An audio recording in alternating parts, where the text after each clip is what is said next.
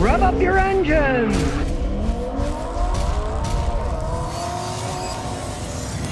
Now, as usual, we have a real car with real people. They bought this thing new 3 years ago, and they paid about $21,000. It's got 45,000 miles on it, and they've been happy with it except for one thing. The transmission sometimes shifts a little bit weird. It's pretty much done so since it had 5,000 miles on it. He's taking it back, and supposedly Hyundai has replaced the transmission 3 times, which I kind of doubt. I don't trust those guys as far as you can throw them. It's got a minor shifting problem with them. It often does happen with these, and Hyundai's not a company that's like Lexus, Acura, or even Toyota and Honda. They don't treat their customers all that well. He admits that he was really manhandled by a dealership that didn't treat him right at all. And considering that they told him after putting in 3 trannies, oh, well, they're all like this. I doubt that they put any in. Maybe they tried a little reprogramming with a computer or something like that. But we'll start from square one. It is a Korean car, but see inside the door, it was made in Alabama. All right, okay, there's one strike against it. But at the same time, it's 2019, which is a good thing.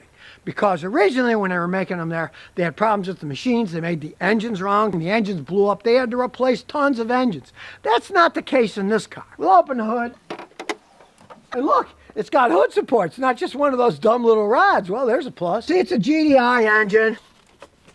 We'll take the stupid beauty cover off, throw it away like we always do, so we can see what's going on. Now, this isn't a tiny engine. This is a 2.4 liter 4-cylinder engine. It's got enough horsepower, and as you can see, with the GDI, that's a high pressure fuel pump, it gets good gas mileage. He does get like 38 miles a gallon on the highway. They're made for that. His problem is he doesn't like the way the transmission sometimes shifts a bit funky.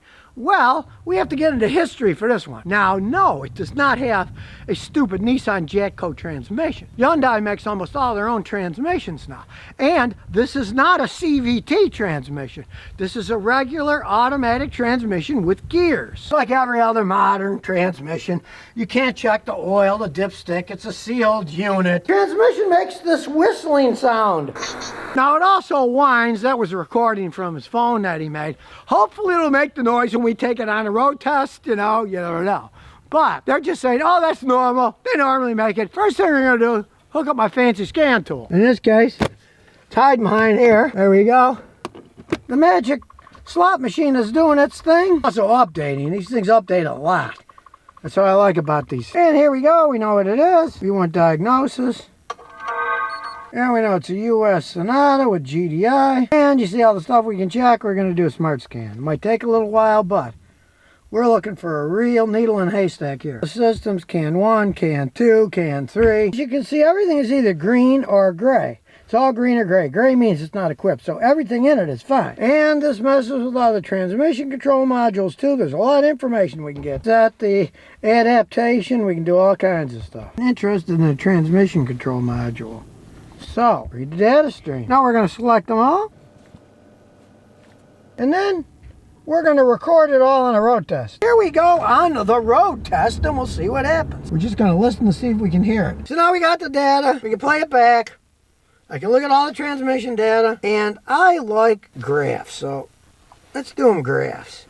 Graphs are much better. You can see the gears. You can see when they shift. Now the data is perfectly fine, but the little noise that we hear, that's it going into 5th gear. And it's made that noise, he said, basically since he got it. And it really hasn't changed all that much, even though now he's got like 50,000 miles on the car. Now, here's the interesting thing. They took it in and they claim 3 times they replaced the transmission, but they said, all the internals are new, but the shell is still the same. Well, to me, that's a total scam because they probably worried that he'd get a little engraver or something and somewhere put an X or a notch and say, hey, it's the same transmission. I marked it. And they'll just say, well, your outside shell's the same. The inside's different. Now, they had this thing for 3 months. But at least I do have to give it to the company.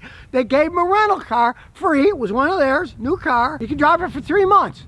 There was only one problem. If he got any scratches or anything, he was responsible, so he had to be real careful. And he wasn't supposed to drive out of the state of Connecticut, where he's located, so they had to cancel their vacation. Well, that's not too cool, They should have let him go on vacation. Give him another car, give him an older car or something, but whatever. When it came to get it, they said, come back tomorrow, we got to get the paperwork done, blah, blah, blah. The whole time, there was only 15 miles put on the car. Now, it doesn't make this noise when it's cold. It has to be all warmed up. So one, they didn't warm it up all that much. And it was November. When it's colder, it makes more noise when it's warm. Well, use your head. If you got a car that makes a noise like that when it's warmed up, but not until it's warmed up, not when it's cold, there's obviously some type of problem. Granted, it's probably a minor one, but when it warms up, everything is all warmed and seated, and if it makes a noise then, it shows there is wear somewhere that's making that noise when it shifts into fifth gear. And the interesting thing is, if you put it in sport mode, it never makes the noise. So that tells you that is not normal. The sport mode, of course, makes it stay in RPMs higher, so it has more acceleration, then goes down and lets it go higher. So it obviously has something to do with the pressure that shifts it. This is a regular automatic transmission with regular gears, and they shift by pressure differential. It's the pressure of the fluid that drives the vehicle. So when it's in sport mode, it's going to get higher pressures. It doesn't make the noise. So obviously there's something minor wrong. Like I say, it stayed about the same for me. It works okay. But the fact that they said they changed this automatic transmission 3 times, all the parts inside are new, but the shells, that sounds like total baloney to me. No sense trying to figure the transmission out by looking at it, because they admit the shell is still the same shell. So I've had the same thing happen with other customers, and they pretty much gave them the same line of baloney, because obviously they're worried that someone's going to mark the transmission and say, you didn't change my transmission. Then you could actually sue them under the Fraud Act. But, you know, with them saying, well, the shell's the same, but the insides are all different, which you could never prove one way or another. And the fact that they had it for 3 months, and they only put 15 miles on it, is kind of hilarious. You know, it takes like 12 hours to build the car from scratch. Why would it take 3 months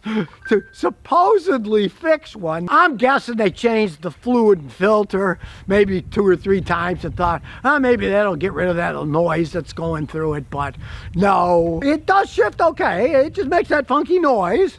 You buy a new car, you don't want a funky noise. And the hilarious thing is, the guy loves the car. It's a beautiful looking car. The paint's held up.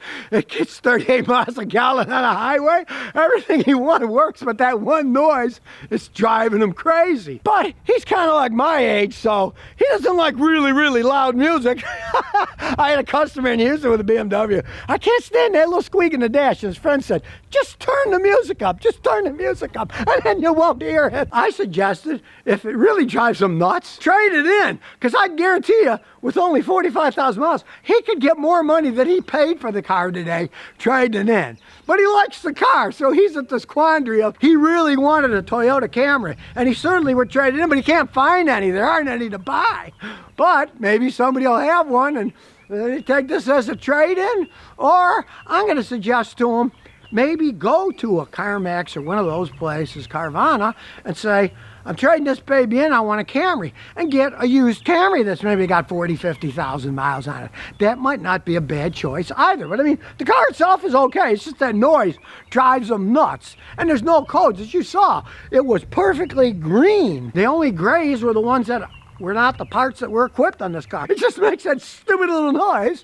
And maybe you can get a used Camry and trade it in and pay a little bit more, because it's a much better car. But, you know, this thing still might last quite some time.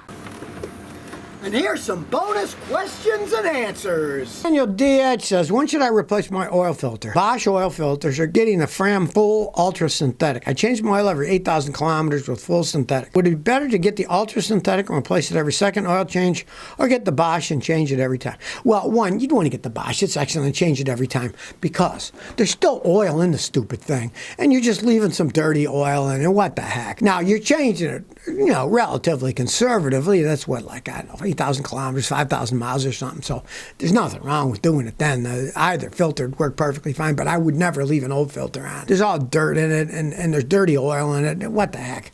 Change them both at the same time. They don't cost that much money.